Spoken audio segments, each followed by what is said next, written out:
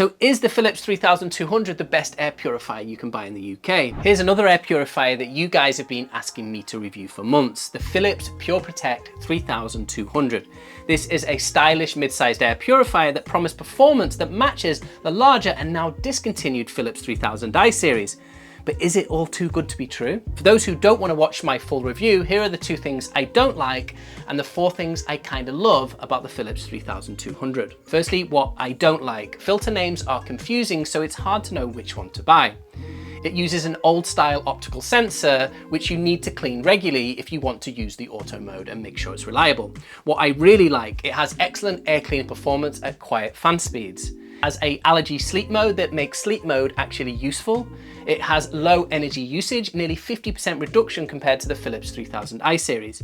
A very cool lamp mode that can be scheduled, as I do with my Philips Hue lights. Right, let's jump into the full review. The Philips 3200 is a mid-size air purifier similar to the size of a Levoit Core 400S and the Winx T810. It weighs 6.2 kilos or 13.6 pounds, so it's not too heavy to move around, although I do wish there was a handle somewhere so I don't have to carry it like a baby. Unlike most cylindrical air purifiers, the 3200 has 2 sets of filters and 2 fans. Whilst I have seen 2 fans in larger devices, this is the first time I've ever seen it utilised in a mid-sized circular device like this. It will be super interesting to see what benefit this dual fan approach brings to its air cleaning performance. Design-wise, it has a silver and black design cover that really does help it stand out from the standard white that we see from many other brands. The stripes remind me of the Winx T810, which I really like the design of. However, the 3200 has a unique cylindrical shape that is more oval than it is circle. It also features an optical sensor at the back, enabling auto mode and real-time PM 2.5 readings, which are displayed at the top of the device. Optical sensors require regular cleaning to prevent dust buildup, which can affect their accuracy. Philips recommends cleaning it every 2 months with a dry cotton swab. I would have liked to have seen Philips using a laser sensor, considering they are becoming more common in higher end devices at this price point. I prefer laser sensors because they don't require the same maintenance and are much quicker to react. One really nice feature of the 3200 is the LED ring around the center. The LED is highly visible and you can have it adjust its color based on the air quality in your room. You can also change the LED to just be a lamp with a nice warm white glow. I have our 3200 in our kids' room and the light makes for an excellent nightlight. The control panel of the 3200 sits inside this LED light ring, and it also has a screen featuring PM 2.5 levels and indicator lights that tell you when to clean the pre-filter and replace the main filter. So let's talk about the app. The Philips Air Plus app has a 4.1 out of 5 on Android and 4.7 out of 5 stars on Apple. The main complaint from Android users relates to setting up the app for the first time. Please note that you won't be able to pair the 3200 with your smartphone unless you're connected to a 2.4 GHz Wi-Fi network. Knowing this will save you some time. I use the Apple version of the app and I've had no issues, and I really appreciate the clean UX that reminds me of the Philips Hue app that I use for my lights. Through the app, you can set a schedule for different modes, adjust the lamp mode, and you also get alerts for when it's time to come to clean the pre-filter. You can also enable Auto Plus mode, which according to Philips uses the Eco AI technology to adjust fan speeds based on data from the sensor and your own usage patterns, including quiet time. I asked Philips about the use of AI in this mode and they shared the following. I guess it'd be a sort of personalized auto mode that gets more tailored the more data you feed into it. The app also enables allergy sleep mode, which I used in my room during the sleep testing. Allergy sleep mode supercharges the normal sleep mode by allowing it to reach a more powerful yet quiet fan speed when it detects PM 2.5 in the air, unlike the standard sleep mode, which stays at a low fan speed regardless of the level of particles in the air. This is something that renders sleep modes too underpowered to be useful, and is the main reason I always recommend running air purifiers on speed 2 with the lights off instead of using sleep mode. We'll go deeper into the performance in a few minutes, but to help me illustrate this point, let me show you what happened when I tested the 3200 running on sleep mode. You can see in the chart how the allergy sleep mode manages to remove all PM1 particles from the air in the test room in 28 minutes faster than the default sleep mode did. So if you end up buying the 3200, make sure you enable allergy sleep mode on the app instead of using the default sleep mode. But enough about the app. The time has come to share the results of the House Fresh performance test, which is probably what most of you who are watching this video want to see. According to Philips, the 3200 has a top speed KDAR of 520 cubic meters per hour, which is 306 CFM. But as always, we wanted to test performance for ourselves. First, we tested the Philips 3200 running at top speed in the same 728 cubic feet test room where we've tested over 100 air purifiers.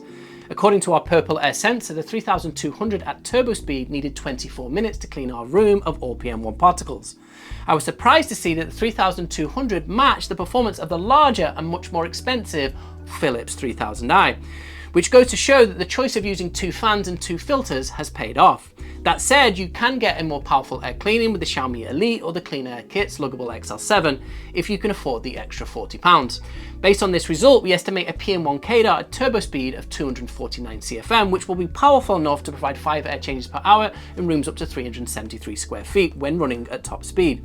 But results at top speed won't tell us the full story. We measured how much sound the Philips 3200 generates at each of its 3 fan speeds from 3 feet away. We found that the noise ranges from 35.4 decibels to 59.2 decibels at full speed. But sound is subjective, so please have a listen for yourself.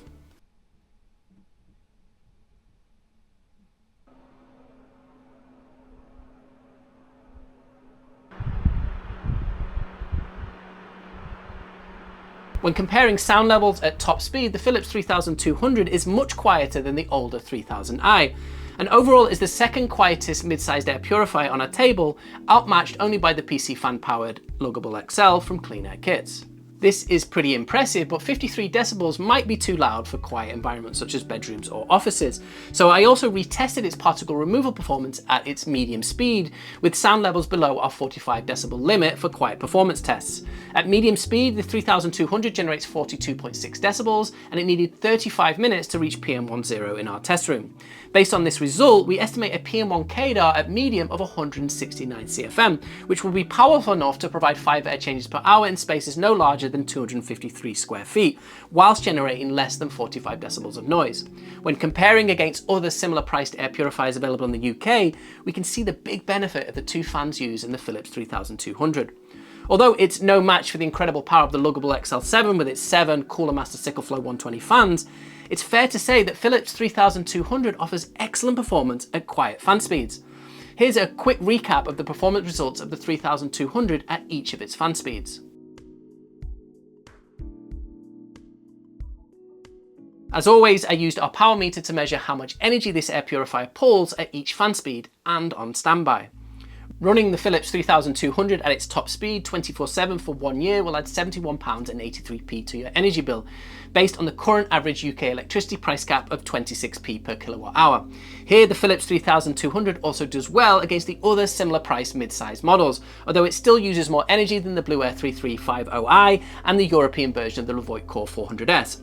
It is impressive to see a reduction in energy consumption compared to the older 3000i, while still providing the same KDAR.